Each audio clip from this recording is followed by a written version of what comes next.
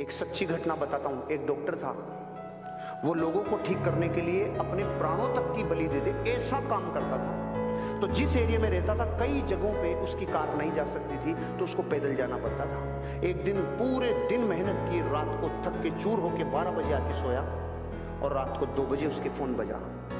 2 बजे उसका फोन उसकी वाइफ ने उठाया, तो वाइफ फोन पे उसको समझा रही थी कि आप उसके गर्म पट्टी की जगह, वो गर्म हो रही है तो ठंडी पट्टी लगाओ, उसको कुछ प्राइमरी ट्रीटमेंट दो। इतने में इसकी चेतना ने इसको आवाज दी। कौन है? कि एक माँ है जिसकी बेटी बीमार हो रही है।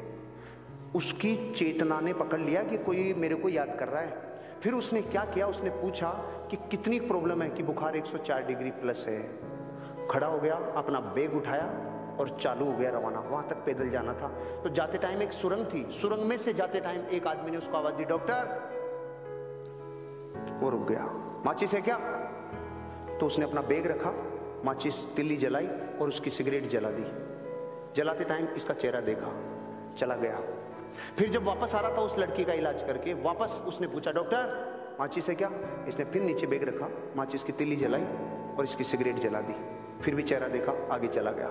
रात को 4 बजे 5 बजे जाके सोया।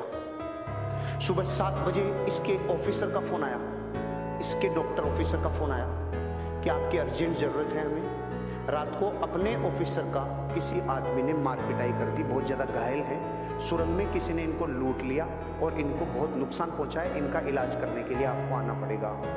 तो पहले तो डॉक्टर ने जाके सुबह 7 बजे उसका इलाज किया अपने ऑफिसर का, और फिर पूछा कि इसका ये किसने किया। तो उन्होंने कहा कि जिसने किया था सुरंग में ये काम, उस आदमी को हमने पकड़ लिया, पुलिस के हवाले कर दिया। तो उसने कहा मैं उससे मिलना चाहता हूँ।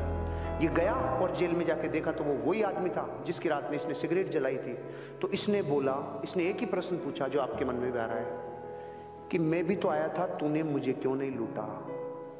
उसका जवाब सुन के मेरी जमीन निकल गई कि मैं तेरे को लूटता भी और तेरे को कूटता भी, लेकिन जब भी तू आया मेरे पास तो तू अकेला नहीं था, तुम 2 थे, और मैं अकेले को लूटता हूं, 2 को नहीं लूटता।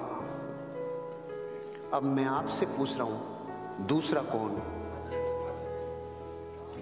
पहले तो मैं ये बता दूं कि वो जो आदमी कह रहा है ना डाकू, वो बिल्कुल सही कह रहा है। 2 ही थे, 2 ही थे। लेकिन आप 200 लोगों से पूछना चाहता हूं कि जो अपने प्रोफेशन से इतनी बेइंतहा मोहब्बत करता है, वो तो अकेला ही जा रहा था। उसको 2 कौन दिख रहे थे? इसका जवाब चाहिए। दिख नहीं रहे थे, 2 ही थे। वो इंसान नहीं था। बैठ जाओ, हाँ बैठो बैठो बैठो। वो देवी शक्ति थी जो उसकी मदद कर रही थी। मैं आपको ये बताना चाह रहा हूं, जब ये स्टोरी मैंने पढ़ी ना, ये अमेरिका के किसी डॉक्टर की कहानी है जिसने अपनी बायोग्राफी में लिखी है। उसके साथ वो पावर थी जिसको आप लोग और हम लोग सुप्रीम पावर कहते हैं, क्योंकि उसको ये पता था कि इस आदमी के साथ हादसा होगा। जो अपने प्रोफेशन को इतना बेइंतहा मोहब्बत करता है, वो तो अकेला ही था ना, उसको थोड़ी पता था। उस दिन के बाद उसको यकीन हुआ कि जब मैं अपने काम को प्राणों से ज्यादा पसंद करता हूं तो मेरे को कोई पावर मदद करती है।